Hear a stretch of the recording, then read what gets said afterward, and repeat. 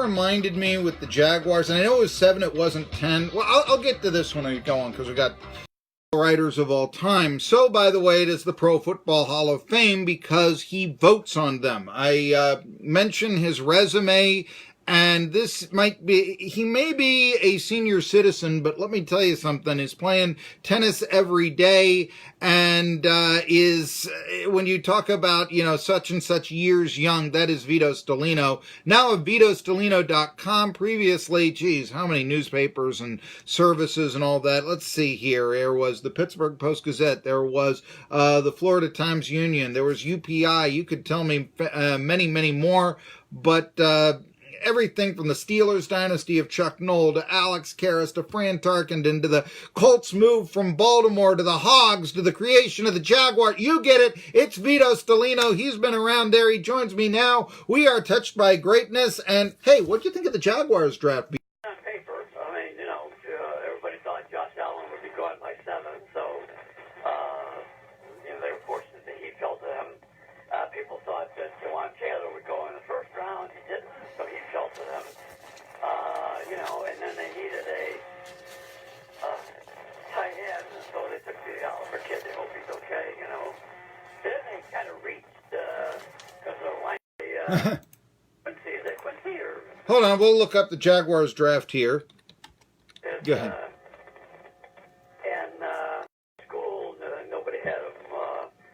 Wasn't invited to the combine and all that, but if they hit him the first 3 picks, it would certainly be a good draft.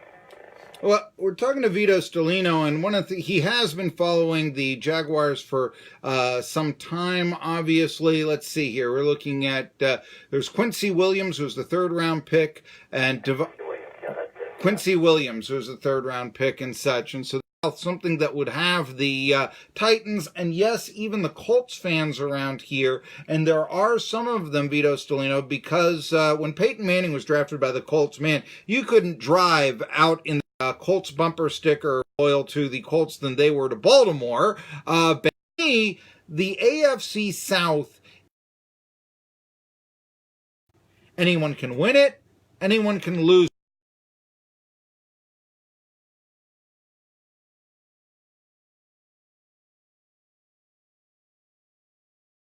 Throw in Nick Foles. I think the Jaguars could be a surprise team in 2017. And so I wanted to ask you, speaking right now,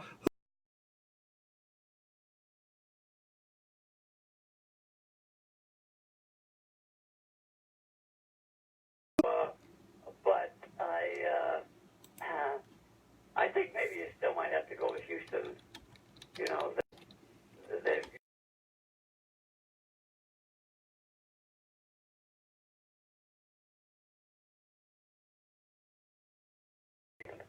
if the Jaguars are going to really be a force in the division, they have to win that game. And last year they were 1-5 in the division. You don't go very far going 1-5. no. The previous year they were 4-2, but the difference was that Watson and Oliver Luck were both hurt. They went 4-0 against them, and then they went 1-3 against them last year. And they lost both games to Tennessee both years.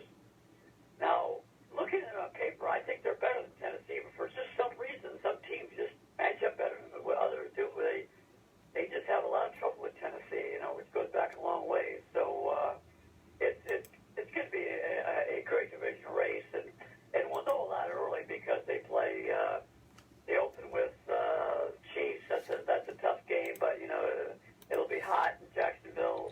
I doubt Torrey Hill will be playing. And also last year, Bortles had 5 turnovers, 4 interceptions.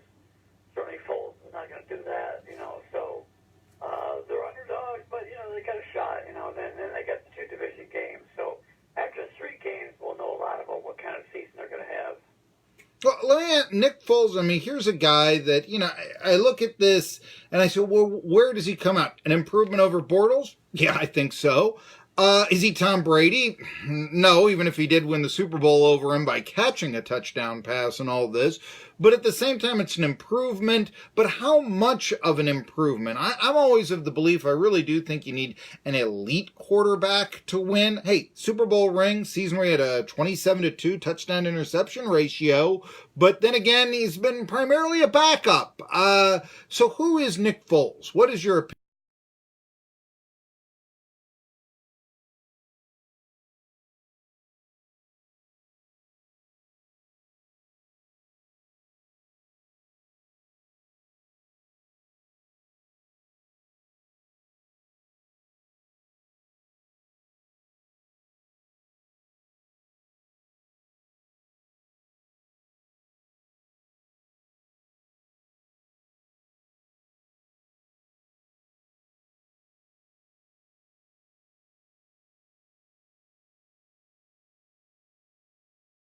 Well, that doesn't, carry a team, but it's not going to make a lot of mistakes. And if they play well around them, there's a lot of upside there. But certainly, a big improvement on the guy for 5 years who admitted he wasn't a natural thrower of football, and who coming out of high school, most colleges wanted to play tight end. UCF was about one of the few fast, but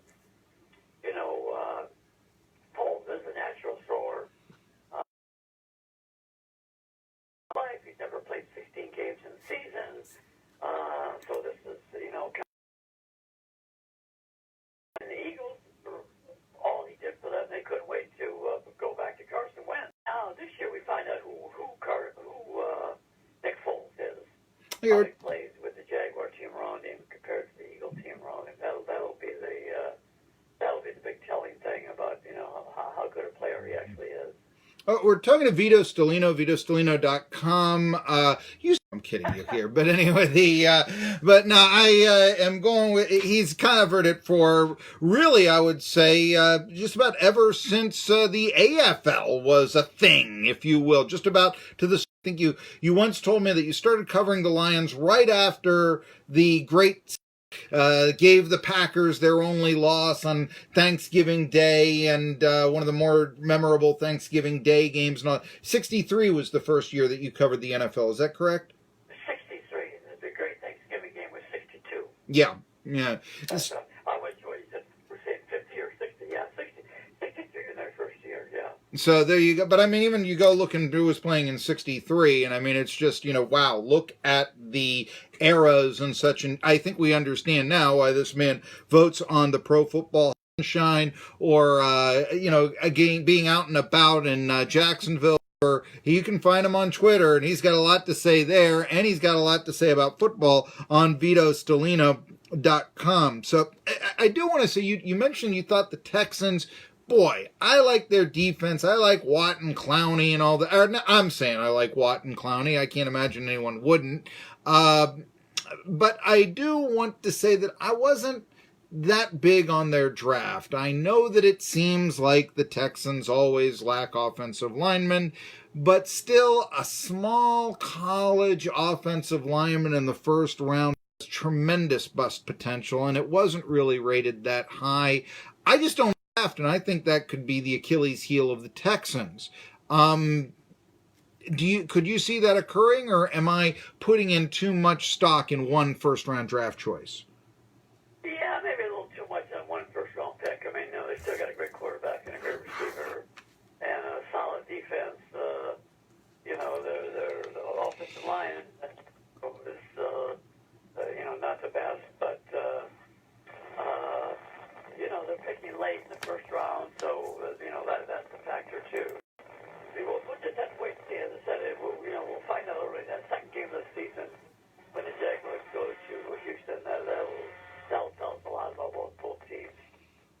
What about the Colts? Because this was a team started horribly, then finished up, made the playoffs, ran into the juggernaut that is the Chiefs.